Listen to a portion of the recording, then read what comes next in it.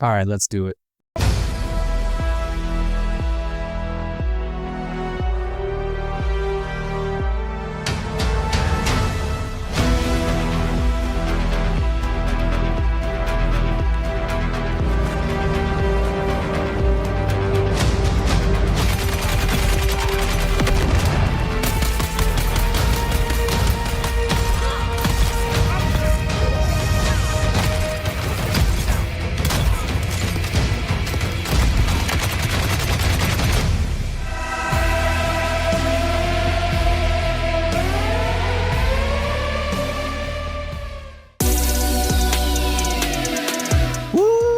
Baby, we made it to 2025. Welcome back to the ongoing coverage and analysis of Dune Awakening.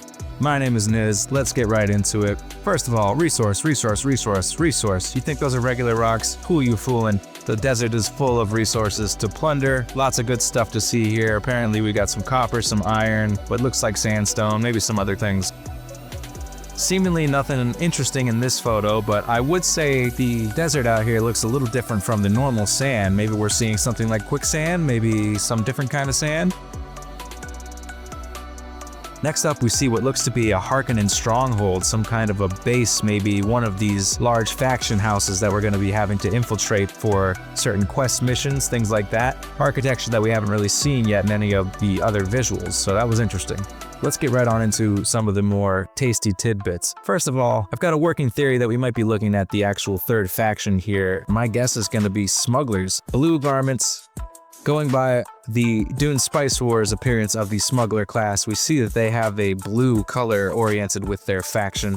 We see it all over the artwork in Dune Spice Wars. I'm not saying that that game is necessarily related to Dune Awakening, but we have seen the smugglers be depicted with this sort of gypsy-ish or bohemian sort of look to them. And just look at Tuek. I mean, he knows they're in the game. Look at him. For me, it's kind of hinting. We'll have to wait and see, but this is where my head is leaning right now.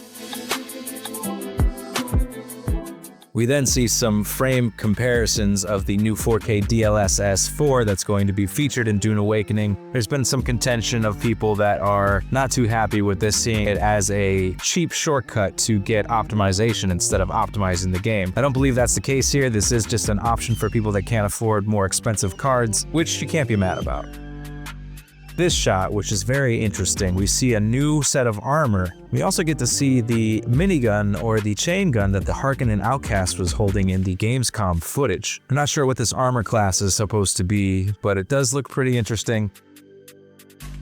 Let's talk about the elephant in the room. What is this green blob in the background? Like, what are we actually looking at? Also, my money is on this being a resource that you could pick up. I'm not too sure about it, but it looks like it.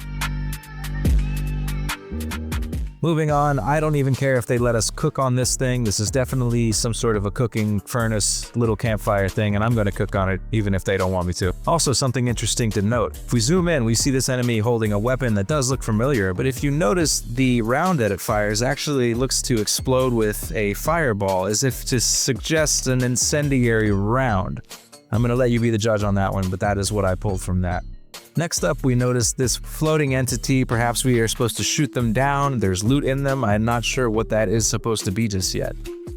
Next up, something that caught my eye. We see the scattergun getting used. More about that later, but the thing I wanted to point out is that the enemy here is actually holding a rapier. We get to see the rapier again. And you can see it in this frame here. That's a dead giveaway that that is a rapier, definitely. If we look at the old footage of the couple screenshots that we have of the rapier, it looks like a dead ringer for that same weapon. Gonna be a lot of fancy sword fighting going on. Moving on through the footage, we actually see a cactus in the background, but then we stop on this frame here of this strange plant. We've never seen this in any of the footage before. I have no idea what this is. Some sort of resource, something we can harvest something from? Not sure.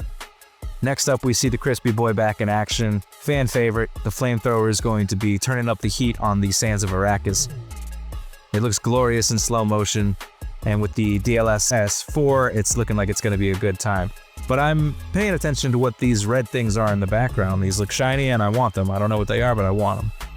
Next up, we actually get to see the scattergun in action in the hands of the smuggler. up against what looks to be the Marauder from my armor video. We saw the Scattergun way back in some early shorts on YouTube, and we could see it here firing in one of the earlier test builds. It looks like the Scattergun hasn't changed much in its implementation, but it still does look like a beefy boy, and I'm very much into it. Next up, we see this new pistol design that we haven't seen in any of the other footage. I even went back to double check and make sure that it's not the same as the Mala pistol. And it also doesn't match up with this mystery pistol that we saw on the weapon wall in the Smuggler's Den. So the jury is still out. I mean, it could be something similar, but I also noticed when I look back through the footage, this Mala pistol seems to be maybe a steel Mala pistol. It's definitely different from the standard one that we saw. Could be early trailer footage, but it looks like an upgraded version. Either way, this pistol seems to be effective at long range. You can see him taking down an enemy from very far away, so that's going to be cool to see. Next up, one of the most interesting parts of this trailer, we see this new handheld, this new throwable item. Definitely different from the hand grenade that we saw in the first bits of footage at Gamescom. This thing seems to be some kind of device that actually propels itself towards the direction that you throw it in instead of falling to the ground with gravity. It seems to continue on a straight path towards its target. This is going to be very cool to mix and match with the suspensor belt when you get the nice momentum going. Also, I wanted to make note of this new enemy symbol that we see on the tarp here. I tried to match it up with the old enemy symbols, but it seems to be completely separate and stand alone. So who's to say? This might be a new faction of enemies. This might be a new group that we get to do business with. We'll have to wait and see. Last but not least, we see a fool of a man using the Chaingun up against a Shai Hulud. Not sure how far that's going to get you, but it doesn't seem like a smart idea. Good luck to you, buddy. That wraps up the trailer footage for the DLSS Nvidia trailer, but let's go through some of the screenshots that we got as well. Here we can see a nice glamour shot of a few things, but namely I noticed the Sandbike here seems to be way more beefy than the original ones that we saw back in earlier footage. This could just be a different model, maybe it's a Harkonnen specific Sandbike, but it definitely has a different build and different meat on the bones compared to the other Sandbikes that we've seen. It looks pretty sleek and very militaristic. I thought that was awesome to see. We also get a look at a turret or some sort of weapon on top of the Groundcar here. We did see some earlier iterations of this, but this is definitely looking like a fully maxed out Groundcar. Also to note, the height difference of the Shai Hulud and the Ornithopters in the air. It looks like Shai Hulud gets pretty far up in the air, so maybe you don't want to fly too close to the sands.